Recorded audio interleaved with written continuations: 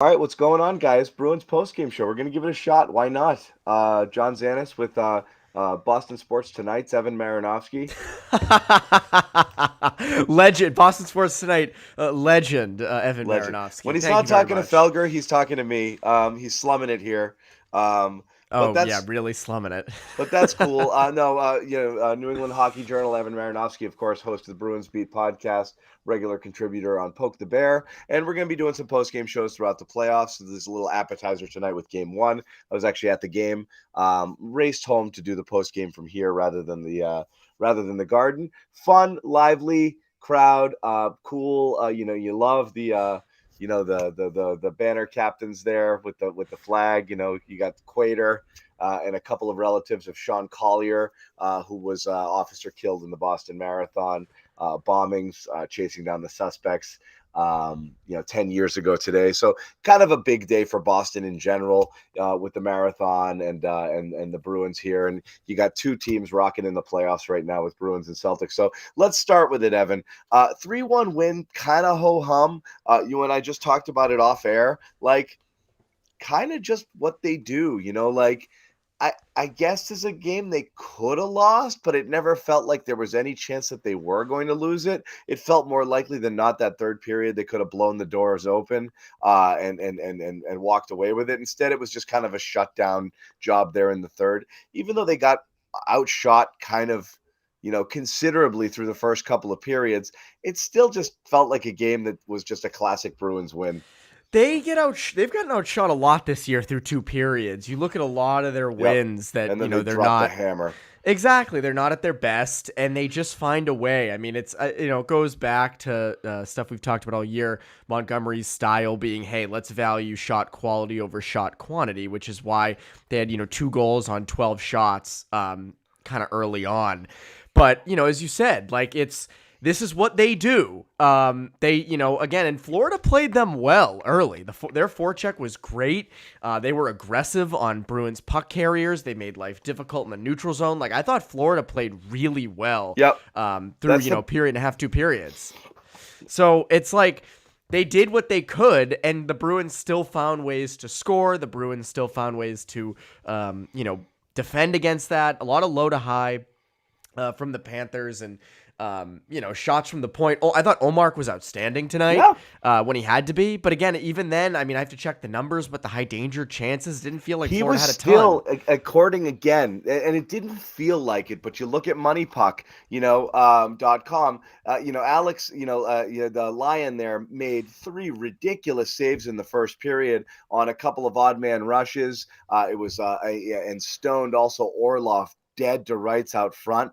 But when you go back and you look at those closely, they were great chances, but they were also shot like dead center mass, like at least the Orlov one was. And then he stopped Frederick on a 2-on-1. He stopped Bertuzzi on a 2-on-1, and then got Frederick again later in the game. So in your mind, you're like, wow, Lions robbed 4 goals. According to moneypuck.com, he was 0.1 goals saved above the expected, and Ullmark was 2.25 for the game. And it just didn't feel like it when you were watching it, but Ullmark just played it so cleanly and so perfectly all game long. It looked like he didn't break a sweat, even though he made some really good saves. Yeah, I want to stand corrected, as you said.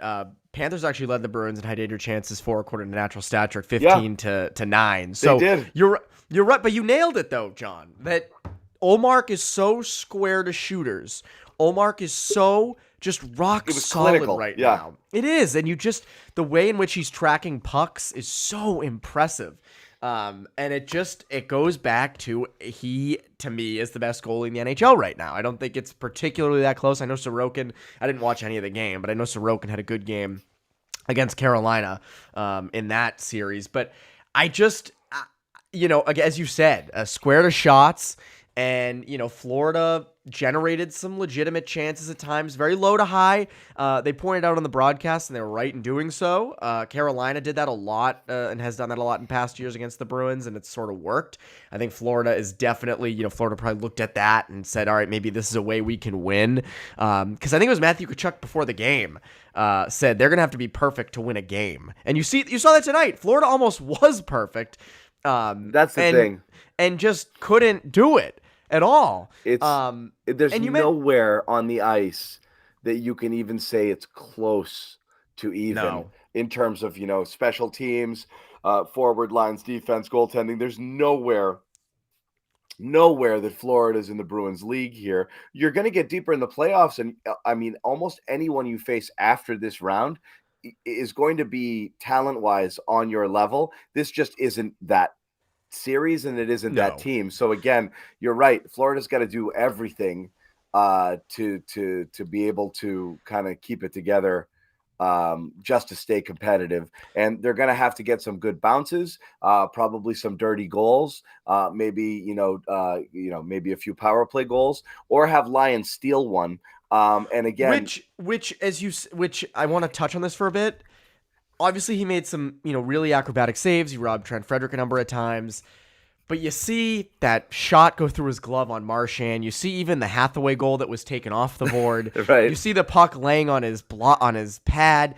This is not a guy who you can see stealing a series. I'm sorry. Like, it just isn't. And that's the tough part, is I do think the Panthers have a legitimate decision to say, do we just kind of put all our chips in the middle of the table and say, hey, Sergei Bobrovsky's go carried back to the big teams money before. guy. Yeah, like, he's carried teams before. Do we go back to that? Because, John, I mean, you were there. Lyonen does not seem like the guy who's going to steal the Panthers or anyone a series. No, not at all. He doesn't. And again, the Marchand one, like, I just cringed. I was like, oh man, this poor guy. And the Garden got into a little bit of a lion chant. Yeah. After that, I thought that was going to break him. I thought the floodgates might open, but Florida came back, scored quick, weird turnover. I still can't tell what happened that on Orlov. It looked like it just rocketed off his.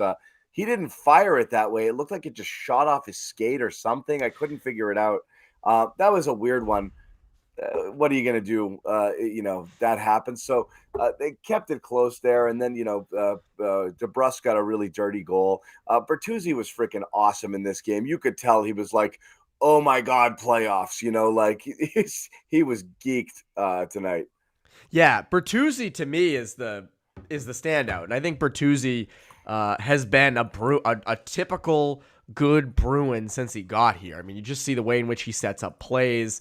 You see the way in which, you saw it tonight. I think he had 2 assists early. And then you also look at just his play in the regular season. But, tonight, he's got that bite to him, which is what, for so many years, John, they wanted that Milan Lucic replacement. They tried with Bolesky, it didn't work. They tried with Backes, it didn't work. They tried with Nick Ritchie, it didn't work. And this isn't even really that, because Bertuzzi's not like an imposing figure. No, but he's strong in front of the net. And he's strong, and he's smart, and he plays a good two-way game. He's good in corners. He's good in front of the net. Like, he just is solid. And I see some commenters rightly saying, would love to see Bertuzzi resign. And that's an interesting thing, because when they first got him, I think the MO around here was, well, there's no way they're going to be able to do that.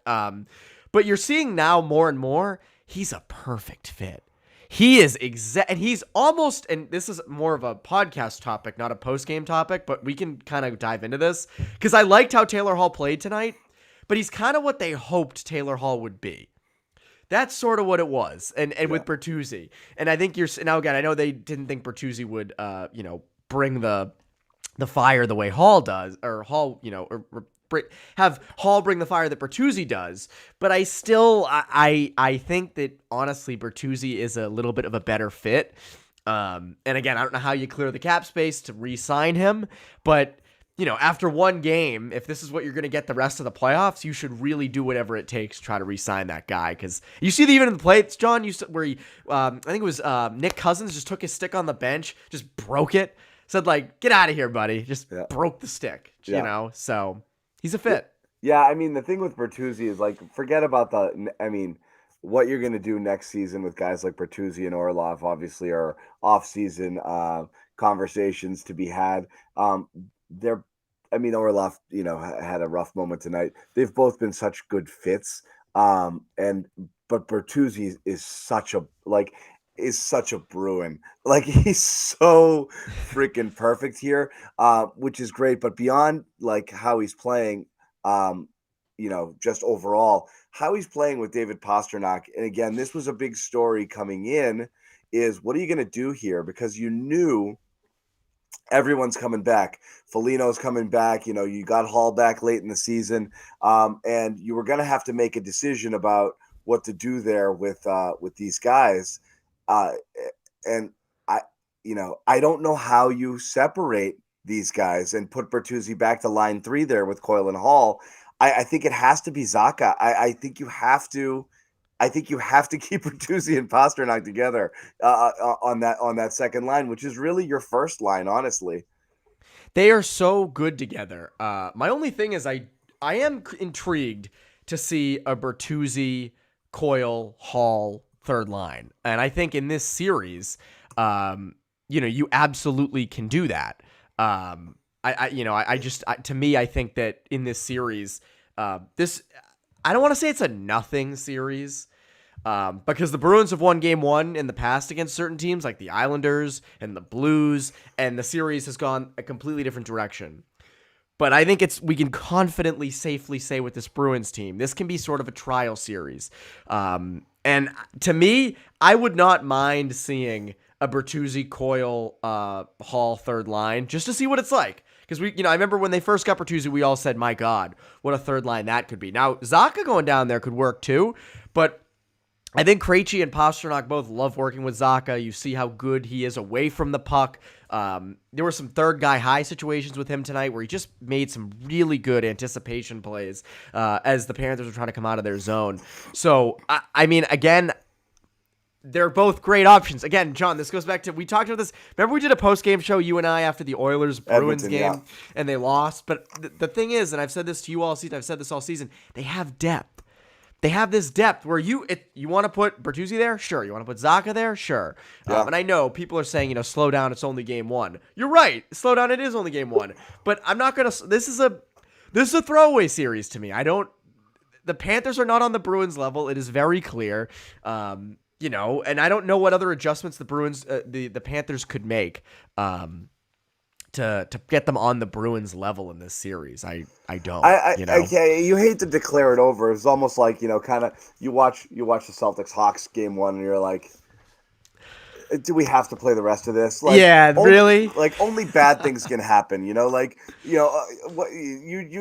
to wrap this up quick, but again, it's a lack of firepower. Yeah, maybe things get ugly or one game, but again, this is where you see the Bruins' depth. It's just they're just line after line, shift after shift. There's just too much talent there, and then the goaltending's just. And so again, you're talking about playoff question marks. I know you and Connor have probably talked about it a great deal, but the strangest thing about the Bruins is the best thing about their team this year, statistically speaking, is their goaltending, but it's also the one I guess kind of question mark where it's but how will they do in the playoffs? If this first game is any indication, pretty friggin' good. So I just don't know where the holes are here. You're going to run into really talented teams somewhere along the line. And so you're going to have to be playing your best night in, night out. It's just, I can't see any world in which they lose a game to Florida here, which is fine because playing fewer hockey games is important. It's a war of attrition. You want to just be fresh and stay healthy. You don't want these marathon, physical, multi-overtime series and dragging you out. There's a ton of first-round matchups right now that the teams are, Toronto, Tampa, there's so many teams out there who are going to be in bloodbaths in the first round. It's kind of nice for the Bruins to have, they earned it. But they did earn it. They earned it. I think there's some things they can clean up. You look at breakouts out of their own zone. We'll get to that in a second. Little things like that, I think, getting better and I don't disagree. I know they got outplayed for parts of the game. That's not – we get it. The shots were there. The high danger chances were there. But as Evan pointed out, the reason we keep talking about it is this was as well as the Panthers, I think, could play, and this still just felt like a game that the Bruins were never going to lose. So, no. Bruins didn't play great. They didn't have Bergeron, and it was still, That's the thing is that, and this I go back. Pat Donnelly put out of BSJ put out a great tweet over, I think a day ago, and he went through the season and separated every part of the schedule into 7-game increments. And the Bruins didn't lose more than like 3 in any of the 7 the whole season. And I go back to, even if they're, let's say that, so the Leafs are the one that I think everyone's sort of afraid of. The Leafs are a good team. I still am a little shaky about it net, but they're a much better team than they used to be. They're older, all those things. I think they end up beating Tampa in this series. It's going to be really interesting to watch. I see them winning that series, but I still look at the Bruins and the Leafs and say, even if the Leafs completely outplay the Bruins for 4 of the 7 games, the Bruins aren't losing more than like 2 of those games. Yeah. So again, looking way in the future here, but I don't see a scenario in which that happens. And again, we're putting the cart before the horse a little bit, but I get big time. I get what people are saying here. We're not delusional. This was not a dominant Boston game. This was just the way that they win all the time. As you said, is play okay, couple periods, kind of, drop the hammer, or just, make it much harder, hold that lead or extend their lead in the third period, get the good goaltending, call it a day, and just wrap it up. And that's just kind of, where they've been here. Couple interesting things just about personnel decisions. This is the strange thing about depth, is you're going to end up sitting somebody here. So when Bergeron comes back, it was easy to sit Greer tonight, odd man out, so Frederick stays in. But when Bergeron comes back, what are you going to do here? You're going to have to drop somebody. And if Foligno's back and he's sticking on that fourth line, he's playing there, with Nosek, and you assume Hathaway, are you dropping Frederick out of the lineup? Are you dropping one of those fourth liners and putting Frederick down with him? That's a question. Tonight, the other question was, what would you do with the defense? Forbort came back. He was out. You knew he was missing the entire regular season. He was ready to go game 1. They put him right in there. Matt Grzelcyk, top pairing defenseman all season long, is the guy who gets scratched. Was that surprising? It wasn't surprising, because you knew that when they had a full staff, that he could be the odd man out. He was the odd man out a little bit down the stretch when Forbort was healthy.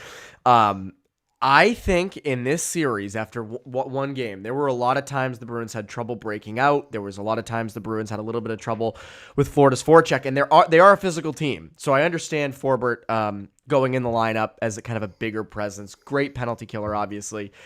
But I don't think it's a bad idea to get Grzelcyk in there to help out with some of those breakouts. As we all know, Grzelcyk is a master at skating and edges and eluding pressure. And I think that would help them in game 2. And as I said, give it a shot. I understand Grzelcyk does not have the greatest postseason history. I understand he's a smaller player. I get that. I completely understand it. And we have discussed on Bruins Beat and Poke the Bear all season the pros and cons to Grzelcyk, Clifton, and Forbort a lot. But I do think Grzelcyk deserves a shot in this series sooner rather than later, as mainly as a catalyst on getting the puck out of their own zone. Yeah, there were times tonight where they couldn't. And Bergeron, that's another area where you miss Bergeron a lot too. Yes, absolutely. Getting that puck out of the D zone as well. So yeah, that might have been something you might have considered here, because that wasn't great for them there. But I understand it, because Florida, physical. They played them physical. You could say, that was definitely. Then that's the thing is going to happen with the Bruins, and that's what teams have looked to do. You know that their best players and their skilled players are guys who aren't the biggest dudes, and you've got your Krejcis and your Pasternaks and your Marchands and your Bergerons, and the goal is to beat the crap out of them. So I and I do think, especially with guys like Tkachuk and this and that, and how Florida scores, I think they wanted to get a little heavy with Forbort, so I get it. The Bergeron thing, let me ask you this, just because I want your take. Are we certain it's an illness and not the injury? Because there was questions about playing him in that final game. He leaves with something precautionary, and then he's also got the illness. I don't know. I don't know. Yeah, it's a weird situation. I know they have been adamant about it being an illness. They're not really going to be super open about it anyway. Obviously don't want other teams knowing and things like that. It could be an injury, which is which would suck for the Bruins in that sense, obviously. The fact that he was a game time decision tonight, maybe it was an illness. I mean, clearly there is a bug going around that room, which is less than ideal. But I mean, again, if it is an injury, if it is the injury, if they did want to sit him some games to recover, this would be the series to do it. I guess, right? And so that's my thing, is that if this is an injury, as I said, then this would be the series to do it. But to go back to your question earlier about who moves out of the lineup, because when Bergeron does come back in, which I would assume would probably be game 2, you have an argument. I mean, Frederick did have some chances, and he does provide that edge, but that fourth line looks good with Foligno, Nosek, and Hathaway, and they're good in their own zone, and they're good with their assignments. So, yeah, I mean, it wouldn't surprise me to see Frederick come out of the lineup in game 2. If Bergeron does return, that would make sense. And again, it goes back to the depth thing. Like, you have so many things. And I know a lot of people are going to say Foligno should sit because, Frederick's a little bit quicker and, can be more impactful at times. But I just think the leadership of Foligno and how he's fit with that fourth line, I don't know. I think that's worth. What do you think? I think that's worth keeping in, at least for game 2. I don't know what's going to happen. What I do think is interesting, and this just came out here. There was a tweet from someone at EEI, Bridget Proul. She's awesome. Bridget Proul. She's great. Yeah. Bridget Proul. Patrice Bergeron may not have actually been a game-time decision. Pavel Zacha told me he knew he'd be centering the top line this morning. That's interesting. So there's a little bit of subterfuge here. There's a little misdirection going on with what's going on with Bergeron. That's interesting. I am surprised. I mean, she might have just been having a one-on-one with him, but that's pretty surprising to hear. That's wow. Maybe it is something, and maybe, a little bit of a smoke screen, the playoff smoke screen. I will say this, for their sake, I think they obviously hope that whatever Bergeron is dealing with, whether it is an illness or injury, that it's wrapped up by the end of this series. Because we know without Bergeron, they can win this series, no issue. You go to face Toronto without Bergeron, or Tampa without Bergeron, and it becomes tougher. I've been around enough of this, seeing situations, particularly with Bergeron, who's played entire playoff. I mean, and again, this is a very common hockey thing. I mean, these guys are tough and they're all dealing with an injury. Everybody's dealing with something. You never know how bad it is. And then 8 guys undergo surgery as soon as the season ends. So what you're hoping with Bergeron is he didn't suffer one of those injuries that he should have in the middle of the regular season. You would miss 3 weeks, 4 weeks and get right. But here you just have to keep playing because you can't do that. And then he just has to deal with it, which would suck. That's what you hope. You hope whatever it was minor, not the thing that's going to make him be 80% of Bergeron for the rest of the playoffs. We just don't know, so it's not worth speculating. It's just that's the fear. I don't think anybody's worried that he's going to be out for a long period of time. People are, I think, more worried that he might not be the best version of himself, which is not what you want, given how critical he is to the team. Yeah, as you said it best, hockey players, Patrice Bergeron especially, plays through everything. You hope that it's just an illness, and you want the best version of him. I mean, if you're down, if he's, at 50%, you don't want to get to the point, John, where they lose in some round and we're all at breakup day and they're like, I was dealing with this, or I could, maybe. That's what happens. It's what happens. It's what happens with all of them. I get that. Marchand literally had to get 2 new legs after last year. Double hip surgery. He literally, he's got 2 bionic legs, and he played through it. So I mean, I like when people are like, "Has Marchand lost a step?" It's like, Well, yeah, he had double hip surgery and he's like 35 years old. Yeah. I think he did lose a little bit of step, and that's okay. But yeah, the Bergeron thing's interesting. That's going to be an interesting to follow. I mean, that's. We'll see as more stuff kind of comes out of the locker room there. What's going on? We'll tell you real quick. None of you guys like to bet, do you? Some of you do. Maybe.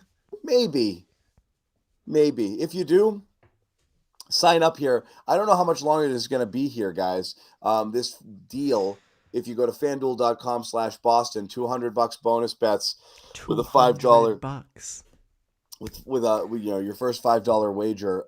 It's a good deal. And again, I don't know how much longer it's here. So if you haven't signed up and this is the kind of thing that you do, give it a shot. Make sure you bet responsibly, but definitely go here and give us a look. FanDuel.com/Boston. That's how they know that we sent you, and that makes our sponsors happy. FanDuel, the exclusive wagering partner of the CLNS Media Network. Again, I don't know where to go in terms of, I'm not necessarily going to move directly to game 2. It's difficult to preview a series when you're not necessarily like, of course, it's a professional hockey team. Hockey is a sport with the greatest variance. Lots of different things can happen. Best team doesn't always win. We know this. So again, we're not fully counting chickens before they hatch, but what concerns you, if anything, after watching tonight kind of playing out or going forward? Because again, we're not comparing teams, but I remember watching game 1 of the Stanley Cup Finals against St. Louis thinking, no chance this team can run. But they played heavy and they wore you down and they made you do things. And it just got to, in a way I didn't see. But you watch one game there and you're like, this is over. So again, we're not comparing these two teams, but it is premature to just write them off completely. Anything about what you saw tonight, this could be a thing. This could be a problem. Well, I was thinking it a little bit in the first and second period when the Panthers were very good on the forecheck, quick on pucks, playing hard, wearing the Bruins down a bit. That did give me some pause. That absolutely did. I think what could turn this series, if at all, I don't think Alex Lyon's doing it. I don't. If they turn to Sergei Bobrovsky, who does have a history of upsetting teams, I know it was 2019, but he did do it against the Lightning with a better Blue Jackets team. But, still, he did it. He's shown the capability of being a very good starter in this league. He gets paid like it, that's for sure. That's for certain. If he goes sicko mode, then you have a problem. If they turn to him and he goes just crazy and plays out of his mind, you might have an issue because the Panthers are quick on you. Yeah. And, you saw it. I mean, their only goal is off a turnover. So I think that's one area. I don't think they're, just being good on the forecheck and in the neutral zone, I don't think that beats the Bruins in this series. I think that can beat the Bruins if you're a better team. If you're the Lightning or the Hurricanes or like the Rangers, that could, alter the series. But it's not going to work for Florida. I mean, I have no reason to believe this would be the case, but if Linus Ullmark just completely fell apart, that would be the reason, but again, I don't see that happening. I mean, we talked about how good he was in this game. Someone also said Bobrovsky was on Philly in 2011. They are correct. He was, and he was not good in that series either, if memory serves. So yeah, I mean, that's really my only worry. But I mean, I'm thinking back, it's funny, John, you bring up 2019, because I remember walking with a bunch of beat reporters to the ice to film stuff back after game 1, and they were all like, yeah, this series is done. The Bruins won it. There's no way. And I remember thinking nah, this is the Stanley Cup. There's, the Blues have perks and things, they're good defensively. They have a hot young goalie. There were certain things about that team. They wore you down. The Bruins back then were a one-line team primarily, so that's the other thing. I don't see it this series. I'm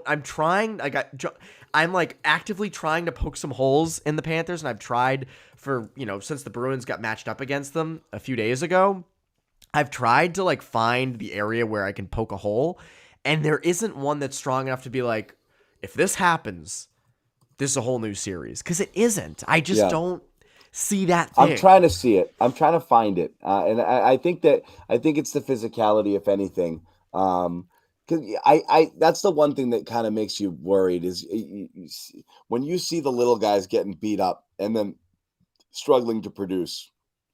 That's what you don't want to see.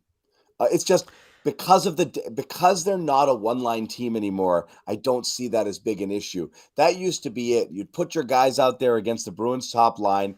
beat the crap out of them, make it really, really hard for them. If they didn't score, no one would score. That's just not the Bruins. That's not this year's Bruins. Again, in my lifetime, and again, we talk about it, I covered extensively, the 11 and the 13 cup teams, traveled, was there, saw it all, the whole season long. I mean, this team has no flaws. This team has all of those teams had bigger flaws, 11, 13, 18, than this one. They just kind of keep coming at you. So that's the thing is, it doesn't worry me as much. Playing that heavy team used to be the killer. It doesn't worry as much playing the teams with a lot of speed.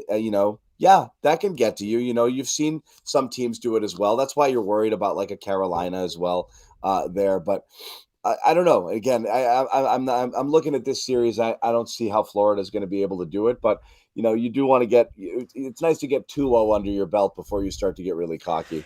Well, I mean, again, you mentioned the physicality. Matthew Tkachuk and Radko Gudas. You saw Aaron Ekblad laid out Garnet Hathaway in the third. Yep. Like there were some real hits, but I don't worry about that anymore with them, as you said, because you have guys who can counter it.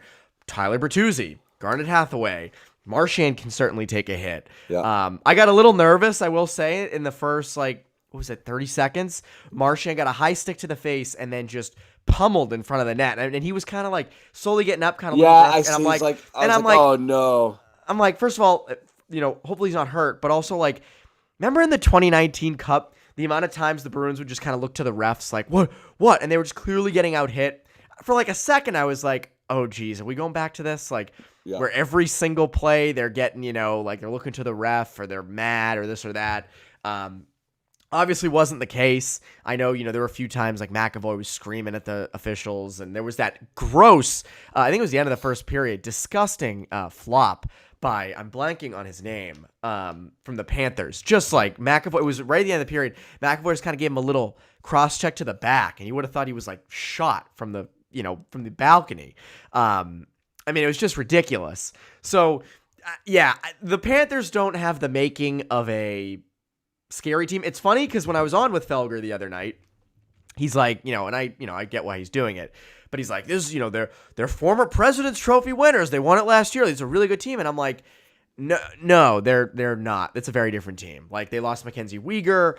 They've lost some depth guys, like Mason Marchment. They're worse off in net. They are not the team that won the President's Trophy last year by any stretch of the imagination. I still have Bruins in 5, by the way. I still think the Panthers take a game in Florida. Yeah. I just think they will. I don't. It's hard to predict a sweep. They rarely happen. So I just think at one of these games, the Panthers are going to get a bounce. Or they're just going to open the floodgates. But I don't see a way in which they sneak back into the series. Couple other pieces of post-game commentary coming in. I thought this was interesting from Montgomery. I think the intensity of the playoffs surprised us a little. We had some nerves. Interesting that he would say that because, it's a veteran bunch that you wouldn't see nerves, but you have some new pieces here. And you do wonder if the pressure and the expectation a little bit of the regular season is something that I'm not going to say is going to get to them, but it's got to be back of mind, right? You don't want to be that team that set every single record and get bounced in the first round or the second round of the playoffs, as we've seen teams recently. Florida last year was a second round exit. Obviously, that ridiculous Tampa team from a few years ago gets swept in the first round. So I wonder if that has anything to do with whatever nerves they might have been, dealing with tonight, according to Montgomery. I was saying this to someone before the game. The Panthers have nothing to lose. They are a second They're wild card leaning team. hard into that underdog thing, Yeah, very hard, a little too hard. Yeah. But what else are they going to do? Exactly. It's the greatest disparity in points between two playoff opponents in 40 years or 30 years or something. So, it's just screw it. And I think, with the Bruins, there's a lot of pressure. And not just on every guy there, because this is not when the Lightning got swept by the Blue Jackets in 2019, that was a younger core. That was a core that knew they would all be back the next year. credit to Tampa's front office. They didn't trade pieces away. They didn't fire the coach. They said, we have it here. We just need to learn from this. And you saw it even in 2010 when the Bruins blew that 3-0 lead to Philadelphia. They kept the same core. They added a few pieces, but they just kind of ran it back the next year. Yeah. There's none of that if they lose this year because Krejci and Bergeron could be gone. We really don't know. There's no real indication whether they're leaning to stay or come back. There's a lot of the cap is going to crunch them a bit. Clifton probably won't be back. Orlov, I don't see how they re-sign him. There's a lot of pieces. I just don't know how you get that done, money-wise. And so, not to go so far ahead because this is game one of the playoffs and I want to stay present. But next year, there'll be a playoff team, but they're not going to be this. And by the way, if they ran back the exact same team, they still wouldn't be 65 wins. This is an incredible, once in a lifetime season. And they know it. So the pressure is there. And by the way, if they play Toronto in the second round, it's going to be even more pressure. Because I'm going to put a bad thought in a lot of people's heads, and people are going to get mad at me for this. But think about all those years you beat them in the first round. And then the year they finally get you. They get past the first round and they get you in the second. And they break up the best season you've ever had. The last dance. And by the way, I'm going so far ahead of myself. Yeah. But that would stink. That would stink. And so, again, I think that they know there's pressure on them. They do. Yep. But also on the flip side, on the positive side, yep. They had the nerves and they still won 3-1. So yeah, Marchand, another one kind of echoed that. Not the nerves as much, but we can be better. We need to be better, according to Marchand. So I think he recognized this was far from the A game. I guess if you're going to nitpick, and I don't want to come in and do it, just because, like I said, is I think the general vibe around the Panthers is there's not really a ton of concern about winning the series, but. Reality is the Bruins, despite the fact that they had ridiculous numbers in terms of their streak, they weren't as dominant in the last third of the season as they were in the first couple. A lot of one-goal games, a lot of these games where they didn't play great but did enough to win sort of stuff. So you actually, if you're going to nitpick a tad, you would have liked to see them put the hammer down and be the 135-point team, just bullying, flying all over the ice and making the other team feel like they didn't belong at all. I don't think you got that today. I think Florida probably leaves this game thinking we might be able to hang with these guys. 100%. And you saw it. I thought they hung with them for most of the game. Yeah. So and what's funny is, John, and we haven't even mentioned this, they have the pieces offensively to score. You have Carter Verhaeghe at 40 goals. Alexander Barkov is an elite center. Matthew Tkachuk over 100 points. They have pieces there to score. The problem is you got to score on Ullmark and you got to get through the Bruins defense, which are both very stout layers. So again, they're a high scoring team. They have guys on the back end who can score, like Brandon Montour, who's been outstanding this season, and Aaron Ekblad, who took a step back defensively this year, but also can score and can produce offensively. So you have that. So they can hang. This is not. That's why I don't think this is going to be just a 4-game runaway sweep.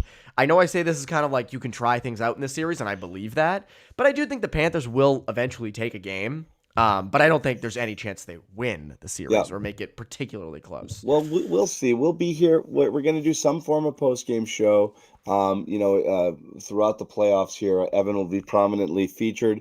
We may have other cast of characters and other people jumping in here. So we're just getting started.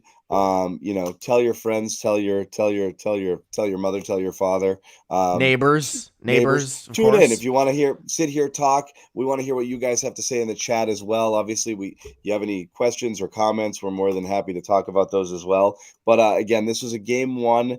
How you doing? 1 out of 16, hopefully. 1 down, 15 to go.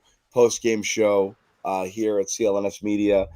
John Zannis, Evan Marinofsky. Like I said, we'll be back Wednesday for game 2 post-game. So make sure you check that out. Evan, closing thoughts? One last thought. The 1 down, 15 to go, 2 down, 14 to go. That should just be the name of the post game show, because the 1 down, 15 to go post game show. That can be the way whole the way through. But that's it. We covered everything. So by the way, yeah. What were you gonna say? Go for it. I'm going to say whoever this is probably a little bit watching on the watches us on the Celtics postgame show about our apology cam. I will say if there's anything I'd say the wrongest I've ever been, but I feel comfortable about it because I've had company. But by far, we are all collectively, we've never been so wrong as we were about Sweeney, because collectively everybody thought he mucked up everything, and it turns out he did almost literally everything right.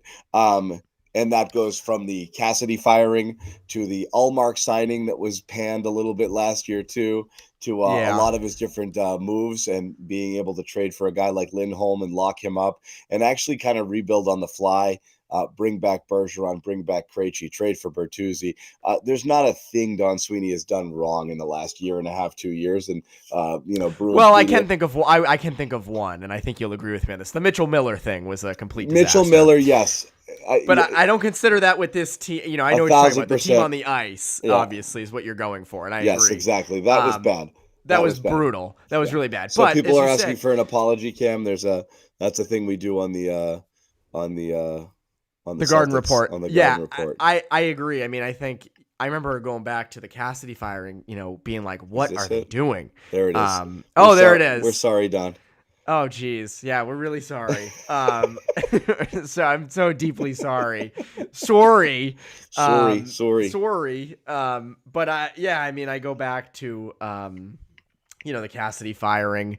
We all kind of sat there and said, what are you doing? But at the time, I will give myself credit. I think I wrote a story for CLNS saying that the Montgomery hiring of all of the coaches available was the best one. That made the most sense.